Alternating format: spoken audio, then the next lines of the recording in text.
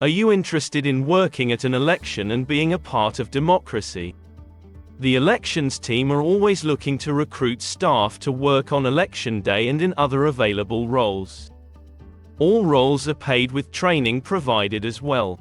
All of these positions are politically restricted. Let's look at the roles that are available when working at an election. Polling station staff are essential to the smooth running of an election, and the elections team are always looking to recruit staff to work in these roles. Let's look at the polling station roles we have available. Presiding officers are the people in charge of the polling station. They're there to ensure that the voting process runs smoothly and efficiently whilst being on hand to assist voters where required. Working alongside one or two poll clerks, presiding officers must check that voters are eligible to vote at the election and that they have an acceptable form of photo ID before issuing voters with their ballot papers. They must also complete all mandatory paperwork throughout and at the end of the day as instructed by the elections team. They're also responsible for delivering the ballot box, ballot papers, and any other necessary equipment to the polling station and must deliver these to the count venue following the close of poll.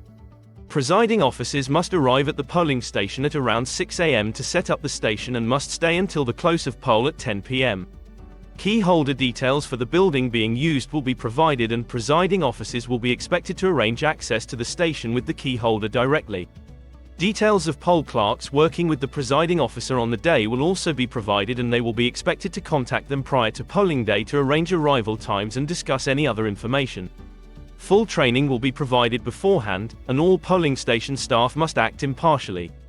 This post is politically restricted and staff must not discuss political views or opinions whilst working in the polling station.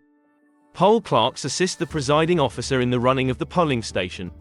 They check if voters are registered to vote and that they have an acceptable form of ID before issuing them with a ballot paper. They must arrive at their station just after 6 a.m., or as agreed with their presiding officer. This is to help assemble the polling booths and put up signage around the room. Poll clerks must stay in the polling station until the close of poll at 10 p.m., after which they must assist the presiding officer in closing down the station, disassembling the polling booths, removing signage and putting away equipment whilst the presiding officer completes their paperwork. Training will be provided beforehand along with the details of those you will be working with on the day so that you can contact each other prior to polling day. Following the close of poll, the ballot papers are then taken to be counted. The counting of the votes takes place in the form of two stages: the verification and the count. The verification consists of checking that the number of ballot papers recorded as being distributed in each polling station matches what comes out of each ballot box. Once all ballot papers have been verified, they can then be sorted into votes by candidate, voting preference before the result of the election is declared. The verification will commence after the polls close on the same day as the election, and, depending on the type of election, the count will either commence the following day or immediately following the verification. A large number of staff are required for both these events, and staff are expected to stay for the duration of each process. Polling station inspectors are employed to visit multiple polling stations throughout polling day to ensure that they are being run smoothly and efficiently. They are expected to provide support to presiding officers at their allocated stations and follow all instructions provided by the elections team. Their main role is to help ensure polling stations are running smoothly on polling day. They must also collect any postal votes which are handed into the polling stations and deliver these to the count venue, deliver any equipment required in the polling stations, and always be on call to assist the presiding officers or elections team if required.